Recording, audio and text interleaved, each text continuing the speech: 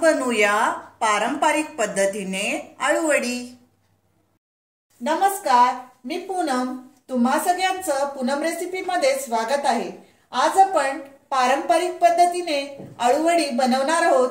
त्यासाठी आळूची पाने आपण स्वच्छ धुवून देठ काढून घेतलेली आहेत। रवा, गरम मसाला, चिंच आणि गूळ टाकून आपण कोळ करून घेतलेला आहे।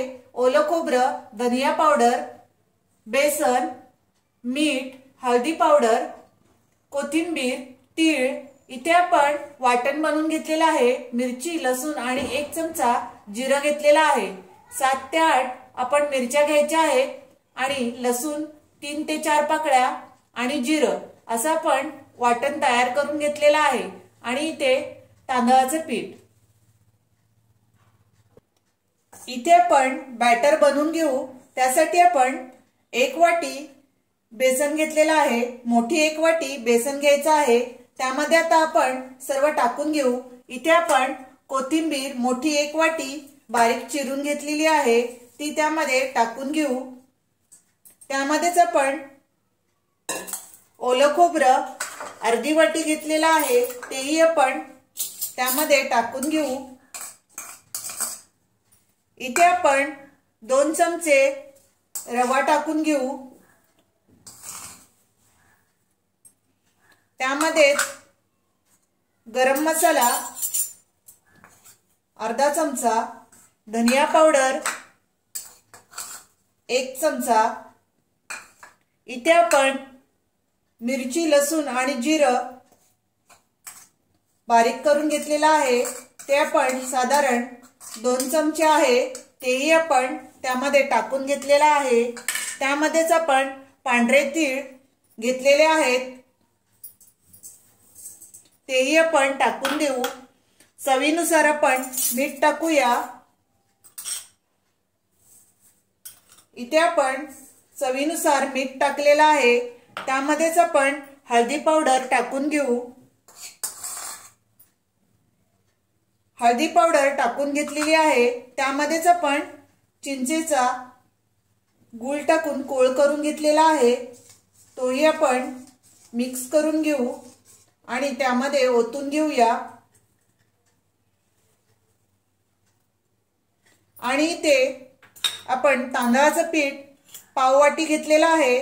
वडी खूप छान क्रिस्पी होते।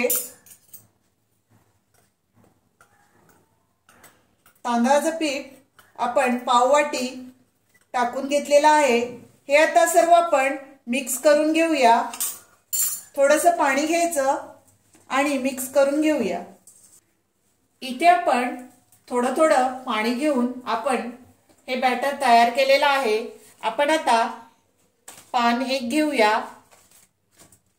आणि सर्व लावून घेऊ। पानाला सर्व बाजूने आपण लावून घ्यायचं आहे। इथे आपण सर्व बाजूने लावून घ्यायचं आहे। पानाची देठ जर जाड असतील तर तुम्ही काढून त्याला लाटणीने लाटून घ्यायची आहेत, म्हणजे ती देठ मऊ पडतात। मी इथे सर्व पानं कापून देठ काढून घेतलेली आहेत। आता आपण त्यावर दुसरं पान ठेवूया आणि एकावर एक असे 4 पानं आपण ठेवून छानपैकी असा रोल तयार करू। खूप छान अशी वडी टेस्टला लागते। इथे आपण एकावर एक असे 4 पानं टाकून सर्व लावून घेतलेलं आहे। आता आपण घडी मारून घेऊ। दोन्ही बाजूने आपण घडी मारून घ्यायची आहे आणि त्यालाही हे बॅटर लावून घ्यायचं आहे, म्हणजे ती व्यवस्थित चिकटून जाते। आणि समोरनी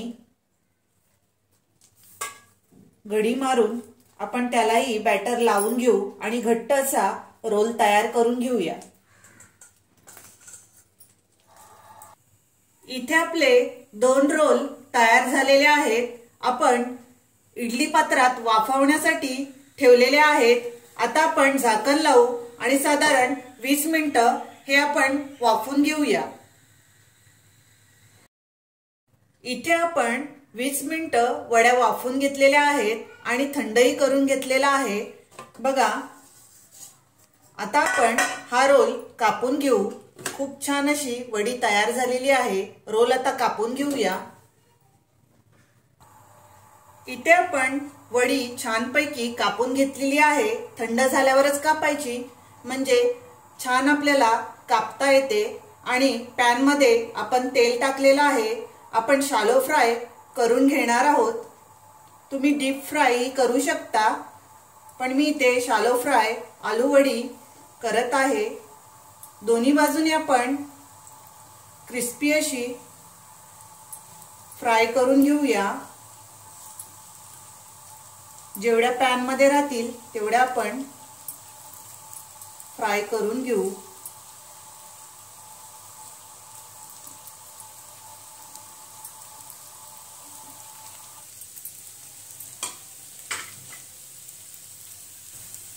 इथे आपण बाजूनी तेल सोडूया, म्हणजे व्यवस्थित आपल्या वड्या शॅलो फ्राय होतील। इथे आपण वडी पलटी मारून घेऊया। दोन्ही बाजूने आपण फ्राय करणार आहोत। एक एक वडी आपण पलटी मारणार आहोत। वडी आपण पलटी मारून घेतलेली आहे। दुसऱ्या बाजूने आपण तेल सोडून घेऊ। पळीने आपण सर्व बाजूने तेल सोडून घेतलेला आहे आणि दुसऱ्या बाजूने आपण गोल्डन कलरवर आपण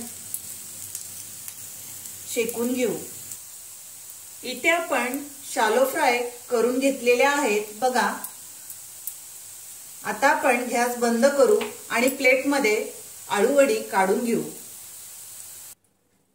इथे आपली पारंपरिक पद्धतीने आळू वडी खायला तयार आहे। तुम्ही नक्की माझी ही रेसिपी ट्राय करा। माझा व्हिडिओ तुम्हाला आवडला असेल तर लाईक करा, शेअर करा आणि माझ्या चॅनलला सबस्क्राइब करा। Thank you.